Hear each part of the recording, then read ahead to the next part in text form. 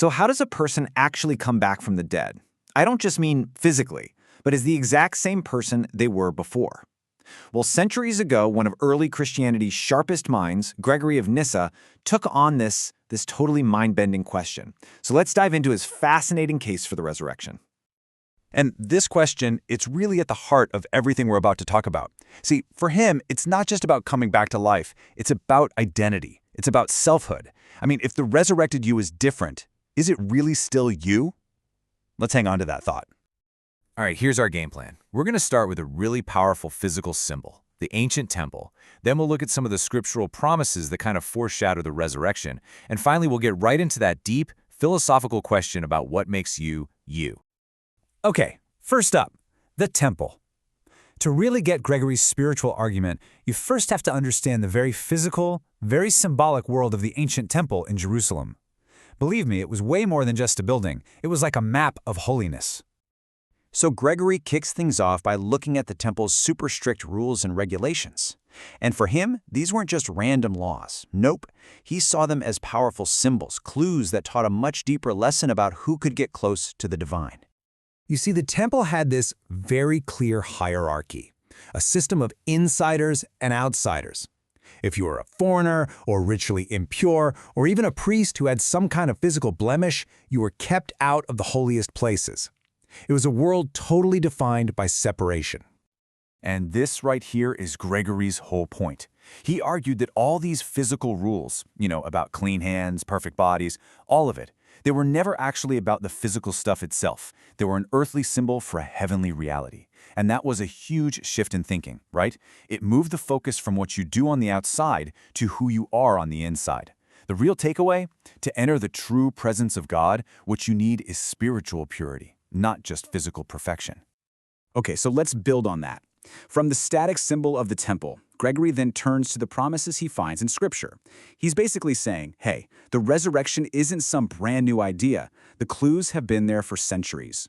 He points first to something called the Feast of Tabernacles. This was an ancient festival where people would literally leave their solid, permanent homes to go live in these flimsy, temporary huts. For Gregory, this was a living parable. It was a yearly reminder that our earthly bodies are just temporary shelters, and we're all waiting for a new, more permanent home. But he doesn't stop with festivals, not by a long shot. He also dives into some of the most dramatic prophecies in the Old Testament, and he points specifically to this incredible vision from the prophet Ezekiel. And you can just feel the power of that vision. I mean, picture it, a whole valley of nothing but death. Dry, sun-bleached bones scattered everywhere. Then a voice commands them, and they start rattling together, reforming into skeletons. Then sinews and flesh and skin reappear, breath enters them, and suddenly, where there was only death, an entire army is standing, alive. For Gregory, this was an unmistakable preview of the resurrection. Then he brings in the Apostle Paul, who talks about this transformation not as some slow process, but as an instant, miraculous event. He says the dead are changed in a moment, in the twinkling of an eye, from mortal to immortal. A complete and sudden reversal of everything we know about death. And finally, Gregory presents what he sees as the ultimate proof, the story of Lazarus. This wasn't a vision or a symbol. This was a real-world account of a man who was dead, like 4 days in the tomb dead, and then, at a single word, was brought back to life. For Gregory, this was it, the undeniable, real-world proof of the resurrection promise. So, the case has been made that resurrection is possible. But now we get to the third and, honestly, the most challenging part of the whole argument. What does it actually mean for me, for you, for a specific person to be resurrected? And this is where things get really, really interesting. And you know what? Gregory does not shy away from the hard questions at all. He dives right into the practical, messy, and deeply human problems that this whole idea of a physical resurrection brings up. He starts with this really fundamental question. If our bodies are brought back, what version of our body comes back? Is it the one that was sick, the one that was old, the one that was broken?